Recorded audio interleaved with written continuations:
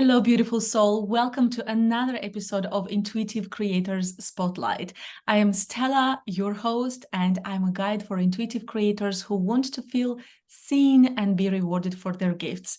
Today, we have an amazing guest, Rachael. Rachael's passion is all about helping individuals safely develop their intuitive and psychic abilities. And there is so much more that she does that I can't wait for her to share all of that with you. So stay tuned until the end of this episode to hear all the amazing insights, the really cool stories that she's going to share with you, because she has quite a few of those.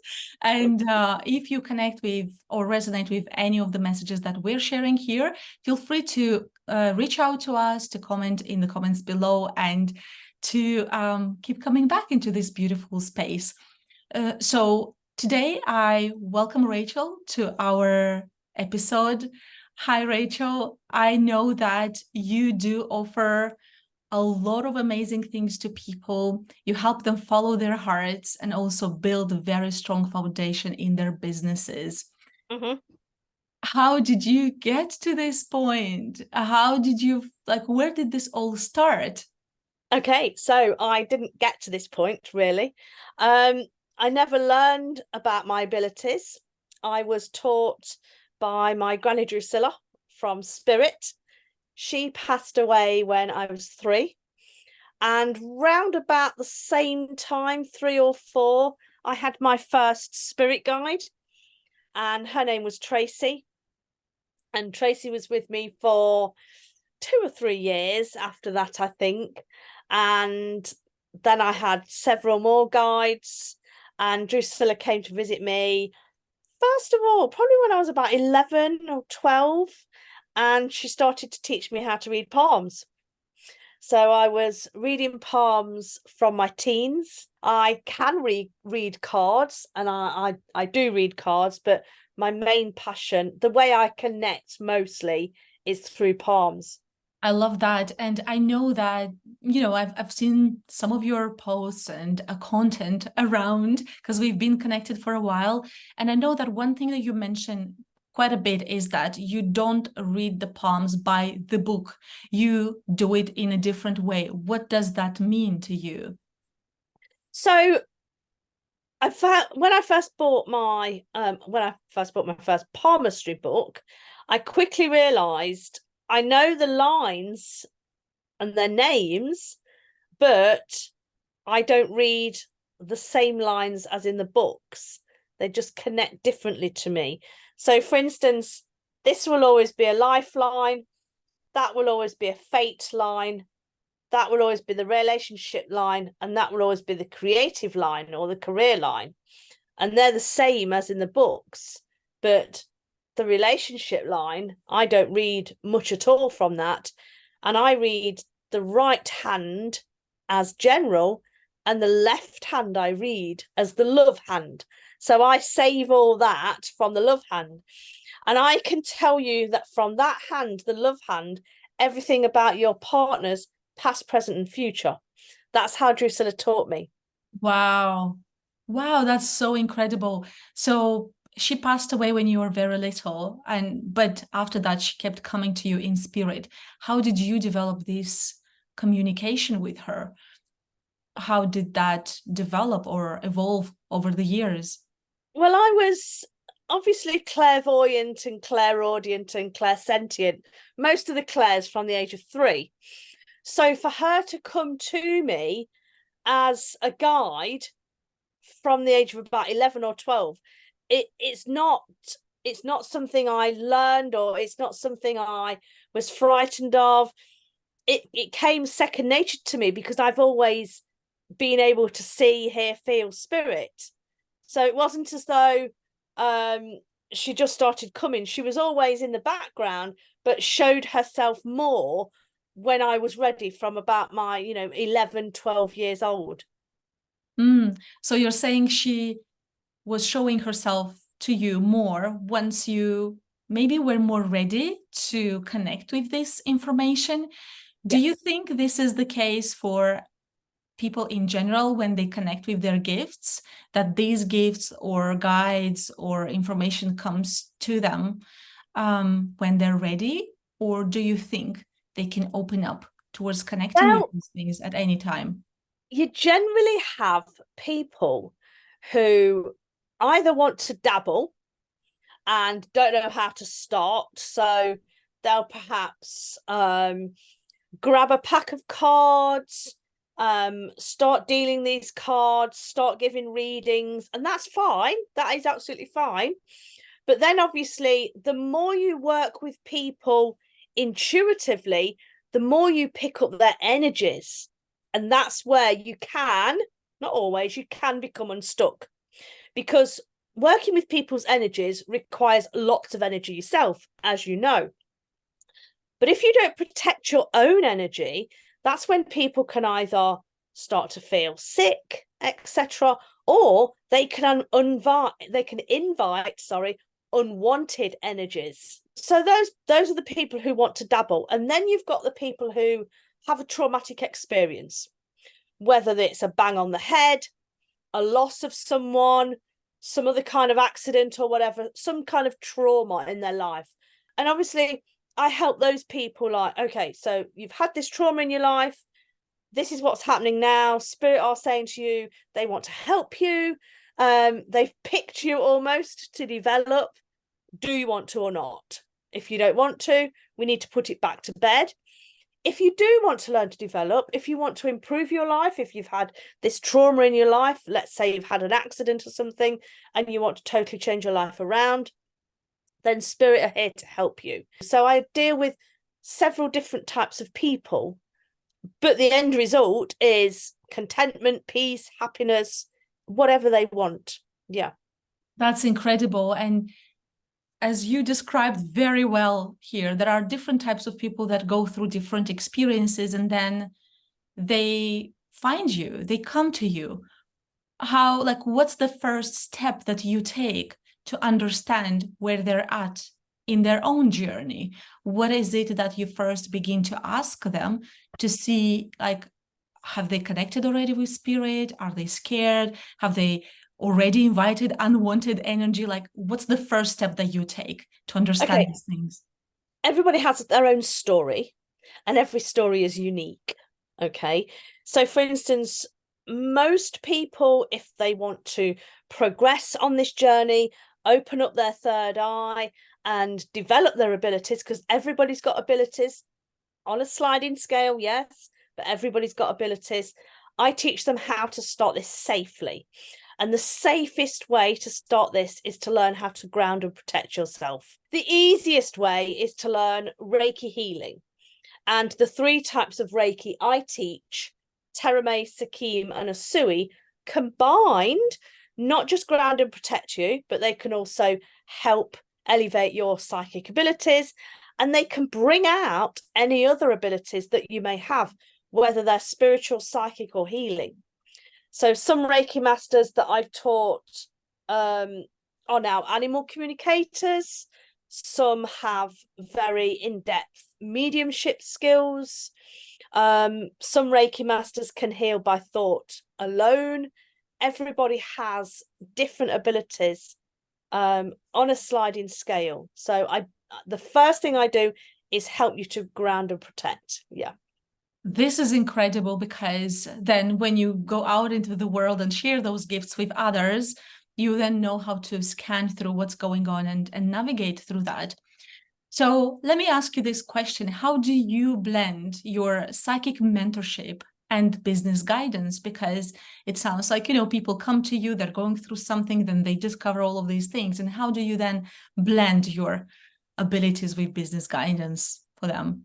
Okay, so I've always taught Reiki, right? From day one, I learned Reiki in the year 2000. I learned Reiki, and I learned how to be a past life therapist and hypnotherapist as well. And people asking me over those years, all throughout the years, can you teach psychic development? How do you teach that? Can you teach that? And there was never a way to teach that one-to-one without it being like really high ticket, although I do that now as well.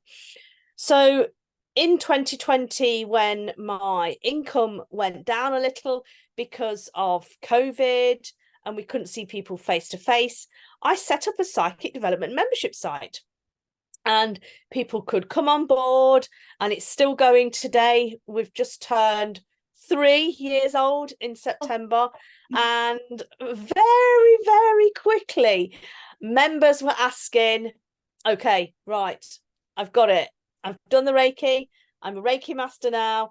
I've set up myself. I can do these wonderful psychic readings. What's the next step? How can I earn from this? So it's a gradual, you learn what you want to do, you learn how to bring about your abilities, and then if you want to earn from them, you can. And that's where I come in. It's a sliding scale. Yeah. I just love how you describe this natural process. And I love that you also created spaces, different spaces for people to find themselves, no matter at, where they're at in their journey at that point in time. So it definitely, you walk your talk, you definitely share and show how it is that you can develop your own abilities safely, connect with them, and then serve the world with that. And I respect this and admire this so much.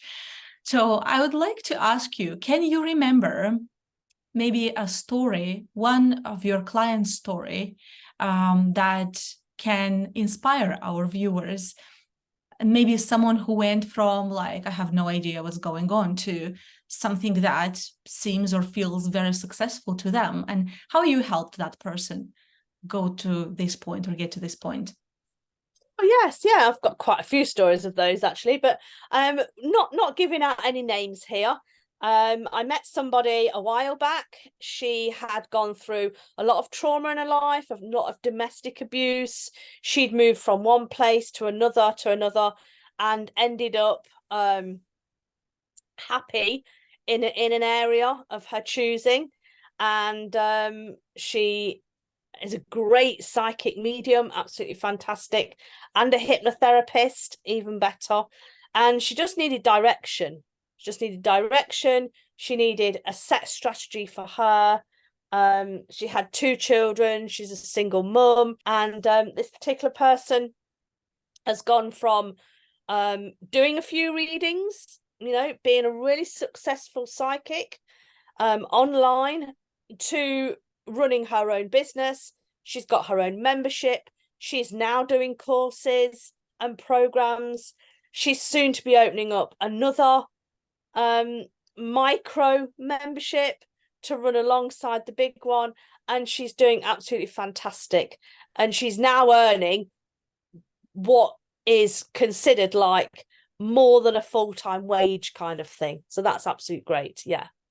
This is so rewarding, isn't it, when you can guide someone on this path and see their growth, and you see that they came to you, they trusted you, and they stayed with you throughout this journey. And you just connected with this person, and it's just a beautiful collaboration, isn't it? Because when you guide someone through a journey like this, you also understand that you contribute to the collective growth, because then this person goes on and serves so many other people, and then it's a ripple effect, isn't it?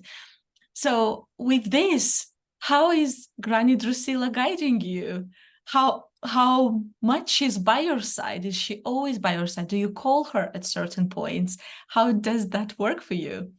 I can call her, yes, but usually she's here. Usually she comes to me while I'm in the bath or shower, and usually it's just there in my head. It could be the words, it could be her. She has different ways of communicating with me. But Granny Drusilla is extremely cryptic, okay? So if I was to say exactly what she said, it would not make sense, right? I have to sometimes think over that for the whole day before I realise, right, this makes sense. Yeah, and as you're doing this kind of work for years and years, you have so much experience. I remember recently one of my clients, she asked me, how can you know so much information about someone's personality without ever meeting them? And I would use my tools, or I would use like my intuition or channeling information. And that was a really interesting question, because I didn't have like a very scripted answer for that, but my answer to her was, we are doing this every day almost, and the more you connect with these tools, with the energies around, the easier it is to connect with that. And you sometimes, before you even get closer to someone's energy, you already know if you want to interact with that person or not. Before you would have a call with someone or go into a meeting or event or whatever, you just know those things because you practice every single day. And I guess every single person who comes into your world as well, they discover more of themselves through practice. And it's such an incredible thing to have a safe place where you can do that. So I know, Rachel, you mentioned about your membership, some other projects that you're working on, programs that you do. And obviously, we will add all the links to the description of this video for everybody to check them out. But if you want to describe more the energy, I guess, of the spaces that you create, please share that with us so that the viewers know what to expect when they come into your world. Sure, yeah. We're very flexible in the membership, so people come and go. They don't have to feel like they've got to like be there every single minute of the day. It's a very flexible kind of membership. It's very friendly. Yes, we swear a little bit. We can be totally ourselves. It's not kind of a woo-woo kind of a membership, but whatever you say, we'll be like, there's no, we're not going to laugh at what you tell us. I've heard it all before anyway. So it's kind of very safe place, the membership is. There's no judgment or anything like that. Everybody's learning. Even I am still learning. And when you stop learning, I believe you die anyway. So everybody's always learning. I learn things from my members that I didn't know. But I think if you come from the place of come in, be safe, secure, feed off our energies, not take, as in feed but give back as well, and we all contribute to the safe space as well. We all do readings for each other. We do the psychic masterminds where we can all ask something as well, but they like the psychic nights. I love that. Yes, and signs, they are everywhere and they always mean something. And especially when you start to connect more with the universal power and energy around, it's like it also communicates back to you even more. So for example, if you go somewhere to a specific event and you're thinking about what's going to happen, and then suddenly something comes your way or someone says something, and you know that this is a message that is for you to take with you to that place. So definitely it's like everything is so connected and we are all part of it and we contribute to each other's growth. So to everyone who's watching us, please feel free to follow Rachael. I'll drop the links in the comments below. Rachael, if you have any words, any last words that you wanted to share with everyone who's watching us, please do that. Okay. What I will say is, if anyone wants to learn about psychic development, know that you have those abilities inside of you. But please, please, please go to someone who is recommended, who you know you will be safe with, because there are a lot of charlatans out there, a lot of frauds out there as well. Same with learning Reiki. Please don't just get a course online. Go to somebody, if you want to learn Reiki, who has had a lot of experience. And same with psychic development as well. Get a recommendation. That's the best thing you can do. Thank you so much for this, Rachael. And thank you to everyone who's watching us. Thank you for being here with us. If you've enjoyed this video and other videos on this channel and you're watching us on YouTube, please subscribe and ring the bell notification so that you know when I will upload more of these amazing videos. And also, if you work with people one-to-one, if you're an intuitive, if you offer healings, guidance to people, I will add to the description of this video the link to a master checklist so that you know what makes people want to come to you, like you, trust you, and eventually want to work with you. So check out the Master Practitioner Checklist and stay tuned. Thank you so much for watching, and bye-bye, everyone.